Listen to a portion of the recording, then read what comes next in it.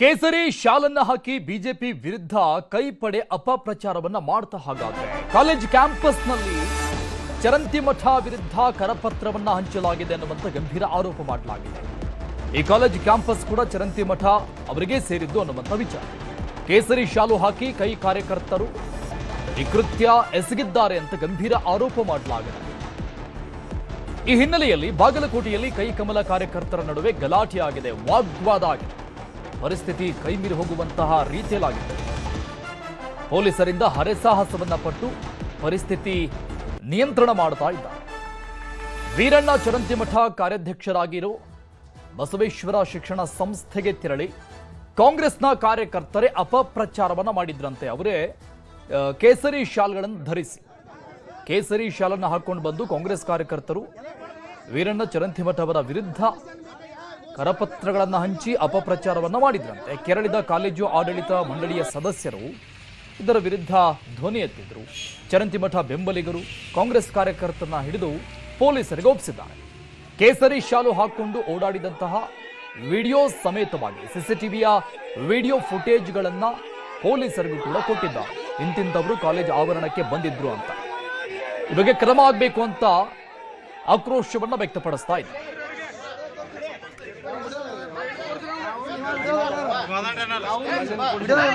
ಈ ಬಗ್ಗೆ ಡೀಟೇಲ್ಸ್ ಕೊಡ್ತಾರೆ ನಮ್ಮ ಪ್ರತಿನಿಧಿ ಮಂಜುನಾಥ್ ಸಂಪರ್ಕದಲ್ಲಿದ್ದಾರೆ. ಮಂಜುನಾಥ್, ಚುನಾವಣೆಯ ಸಂದರ್ಭದಲ್ಲಿ ಈ ರೀತಿಯಾದಂತಹ ಬೆಳವಣಿಗೆಗಳು ಕಾಣ ಸಿಗ್ತವೆ ಒಂದಿಷ್ಟು ಕಡೆಗಳಲ್ಲಿ.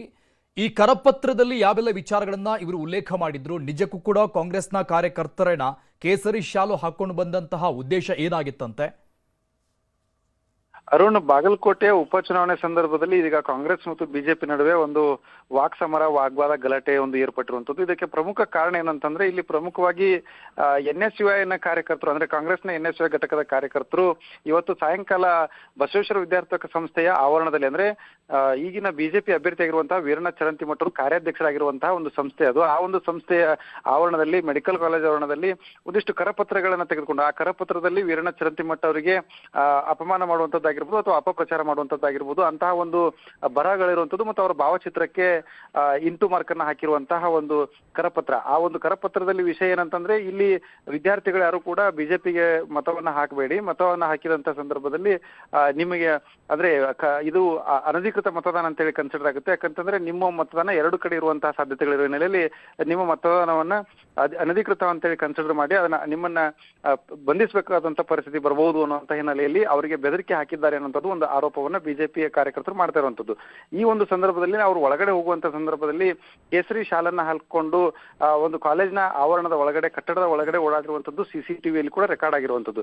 ಈ ಒಂದು ಸಂದರ್ಭದಲ್ಲಿ ಅಲ್ಲಿರ್ತಕ್ಕಂತಹ ಸಿಬ್ಬಂದಿ ಅವರನ್ನ ತಡೆದು ಪ್ರಶ್ನೆ ಮಾಡುವಂತ ಸಂದರ್ಭದಲ್ಲಿ ಅವರ ಕೈಗಳಲ್ಲಿ ಇಂತಹ ಒಂದು ಕರಪತ್ರಗಳಿರುವಂತದ್ದು ಕೂಡ ಪತ್ತೆಯಾಗಿದೆ. ಒಂದು ವಾಹನದಲ್ಲಿ ಕೂಡ ಕರಪತ್ರ ಇರುವಂತದ್ದು ಪತ್ತೆಯಾಗಿದೆ. ಆ ಒಂದು ಸಂದರ್ಭದಲ್ಲಿನೇ ಅಲ್ಲಿ ಇರ್ತಕ್ಕಂತಹ ಸಿಬ್ಬಂದಿ ಅವರನ್ನ ಹಿಡಿದು ಪೊಲೀಸರನ್ನ ಕರೆಸಿ ಪೊಲೀಸರಿಗೆ ಒಪ್ಪಿಸುವಂತಹ ಒಂದು ಕೆಲಸ ಆಗಿದೆ. ಅದಾದ ಬಳಿಕ ಏನು ಪೊಲೀಸ್ ಠಾಣೆಯಲ್ಲಿ ಕಾಂಗ್ರೆಸ್ ಮತ್ತು ಬಿಜೆಪಿಯ ಕಾರ್ಯಕರ್ತರು ಮತ್ತು ಮುಖಂಡರು ಎಲ್ಲರೂ ಕೂಡ ಅಲ್ಲಿ ಜಮಾವಣೆಗೊಂಡಿದ್ದಾರೆ. ಆ ಒಂದು ಸಂದರ್ಭದಲ್ಲಿ ಬಿಜೆಪಿ ಮತ್ತು ಕಾಂಗ್ರೆಸ್ ಕಾರ್ಯಕರ್ತರ ನಡುವೆ ಒಂದು ವಾಗ್ವಾದ ಕೂಡ ನಡೆದಿತ್ತು. ಅದನ್ನ ಪರಿಸ್ಥಿತಿಯನ್ನು ನಿಯಂತ್ರಿಸೋದಕ್ಕೆ ಪೊಲೀಸರು ಕೂಡ ಸಾಕಷ್ಟು ಹರಸಾಹಸವನ್ನ ಪಡಬೇಕಾಯಿತು. ಈ ಒಂದು ಸಂದರ್ಭದಲ್ಲಿ ಕಾಂಗ್ರೆಸ್ನ ಮುಖಂಡರುಗಳು ಪೊಲೀಸರ ಜೊತೆಗೆ ಒಂದು ವಾದವನ್ನ ಮಾಡಿರುತ್ತದೆ. ಅಲ್ಲಿ ನಮ್ಮ ಕಾರ್ಯಕರ್ತರು ಪ್ರಚಾರಕ್ಕೆ ಹೋಗಿದ್ದಾರೆ ಅನ್ನೋದನ್ನ ಅವರು ಸಮರ್ಥಿಸಿಕೊಂಡ್ರೆ, ಈತ ಬಿಜೆಪಿಯ ಕಾರ್ಯಕರ್ತರು ಇವರು ಈ ರೀತಿಯಾಗಿ ವಿದ್ಯಾರ್ಥಿಗಳಿಗೆ ಬೆದರಿಕೆ ಹಾಕಿ ಅಡ್ಡ ಅಂದ್ರೆ ಚುನಾವಣೆಯಲ್ಲಿ ಅಡ್ಡದಾರಿ ಹಿಡಿದು ಚುನಾವಣೆ ಗೆಲ್ಲೋದಕ್ಕೆ ಹೊರಟಿದ್ದಾರೆ, ಸೋಲಿನ ಭೀತಿಯಲ್ಲಿ ಈ ರೀತಿ ಮಾಡ್ತಾ ಇದ್ದಾರೆ ಅಂತ ಒಂದು ಆರೋಪವನ್ನು ಮಾಡ್ತಾ ಇದ್ದಾರೆ. ಈ ಸದ್ಯಕ್ಕೆ ಈ ಒಂದು ವಿಚಾರ ಎರಡೂ ಪಕ್ಷಗಳ ನಡುವೆ ಒಂದು ವಾಗ್ವಾದಕ್ಕೆ ಕಾರಣ ಆಗಿರುವಂತದ್ದು. ಪರಿಸ್ಥಿತಿಯನ್ನು ಈಗ ಸದ್ಯಕ್ಕೆ ಪೊಲೀಸರು ತಕ್ಕ ಮಟ್ಟಿಗೆ ತಿಳಿಗೊಳಿಸಿದ್ದಾರೆ. ಆದ್ರೆ ಬಿಜೆಪಿಯ ಕಾರ್ಯಕರ್ತರು ಈ ಒಂದು ಏನು ಕಾಂಗ್ರೆಸ್ ಕಾರ್ಯಕರ್ತರು ಅನಧಿಕೃತವಾಗಿ ಪ್ರವೇಶ ಮಾಡಿ ಈ ರೀತಿಯಾಗಿ ಒಂದು ಅಪಪ್ರಚಾರವನ್ನು ಮಾಡೋದಕ್ಕೆ ಮತ್ತು ಕರಪತ್ರವನ್ನು ಹಂಚಿರುವಂತಹದ್ದು ಪ್ರಕರಣ ಇದೆ. ಇದಕ್ಕೆ ಸಂಬಂಧಪಟ್ಟಂತೆ ಅಲ್ಲಿ ಬಂದಂತಹ ಕಾರ್ಯಕರ್ತರ ಮೇಲೆ ಪ್ರಕರಣವನ್ನು ದಾಖಲಿಸಬೇಕು ಅನ್ನೋದನ್ನ ಪಟ್ಟು ಹಿಡಿದಿರುವಂತದ್ದು. ಅರುಣ್, ಓಕೆ ಮಂಜುನಾಥ್, ಈಗ ಒಂದಿಷ್ಟು ಜನ ಕಾರ್ಯಕರ್ತರನ್ನ ಪೊಲೀಸರಿಗೆ ಒಪ್ಸಿರುವಂತದ್ದು ಓಕೆ. ಅದರಲ್ಲಿ ಯಾರಾದ್ರೂ ಈ ಅಪೋಸಿಷನ್ ಲೀಡರ್ನ ಆಪ್ತರು ಅಂತ ಗುರುತಿಸಿಕೊಂಡಂತ ವ್ಯಕ್ತಿಗಳು ಯಾರಾದ್ರೂ ಇದಾರ? ಆ ಬಗ್ಗೆ ಮಾಹಿತಿ ಇದೆಯಾ?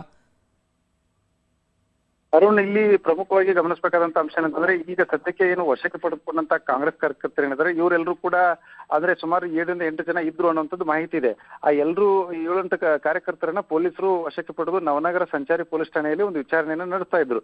ಆ ಒಂದು ಸಂದರ್ಭದಲ್ಲಿ ಇದೀಗ ಇಂತಹ ಒಂದು ವಾಗ್ವಾದ ನಡೆದಿರುವಂತದ್ದು. ಅದರಲ್ಲಿ ಕೆಲವೊಂದಿಷ್ಟು ಕಾರ್ಯಕರ್ತರು ಈ ಒಂದು ಕ್ಷೇತ್ರದ ಅವರು ಅಲ್ಲ ಅನ್ನುವಂಥದ್ದು ತಿಳಿದು ಬಂದಿದೆ. ಅಂದ್ರೆ ಬೇರೆ ಬೇರೆ ಕಡೆಯಿಂದ ಈ ಒಂದು ಚುನಾವಣೆ ಕೆಲಸಗಳ ಹಿನ್ನೆಲೆಯಲ್ಲಿ ಬೇರೆ ಬೇರೆ ಕಡೆಯಿಂದ ಬಂದಂತಹ ಯುವಕರು ಕಾರ್ಯಕರ್ತರು ಅದರಲ್ಲಿ ಇದ್ದಾರೆ ಅನ್ನೋದು ಗೊತ್ತಾಗಿದೆ. ಇದೇ ಹಿನ್ನೆಲೆಯಲ್ಲಿ ಇದು ಈಗ ಬಿಜೆಪಿಯವರು ಆರೋಪ ಮಾಡುವಂತದ್ದು ಏನಂತಂದ್ರೆ ಇಲ್ಲಿ ಸ್ಪಷ್ಟವಾಗಿ ಮೊನ್ನೆ ಅಂದ್ರೆ ಬಾಗಲಕೋಟೆಗೆ ಭೇಟಿ ನೀಡಿದಂತಹ ಕೆಪಿಸಿಸಿ ಅಧ್ಯಕ್ಷ ಡಿ ಕೆ ಶಿವಕುಮಾರ್ ಅವರು ಕೂಡ ಒಂದು ಸುದ್ದಿಗೋಷ್ಠಿಯಲ್ಲಿ ಒಂದು ಹೇಳಿಕೆಯನ್ನು ನೀಡಿದ್ರು.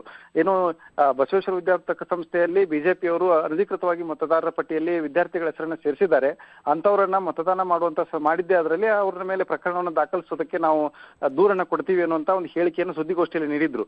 ಅದೇ ಒಂದು ಹಿನ್ನೆಲೆಯಲ್ಲಿ ಇದೀಗ ಅವರ ಕಾಂಗ್ರೆಸ್ನ ಕಾರ್ಯಕರ್ತರು ಈ ರೀತಿಯಾಗಿ ಅದರ ಮುಂದುವರೆದ ಭಾಗವಾಗಿ ಇಂಥ ಒಂದು ಅಂದ್ರೆ ಬೆಳವಣಿಗೆಯನ್ನ ನಡೆಸಿದ್ದಾರೆ ಅನ್ನುವಂಥದ್ದು ಬಿಜೆಪಿ ಆರೋಪ ಆಗಿರುವಂತದ್ದು. Thank you Manjunath ಡೀಟೇಲ್ಸ್ಗೆ.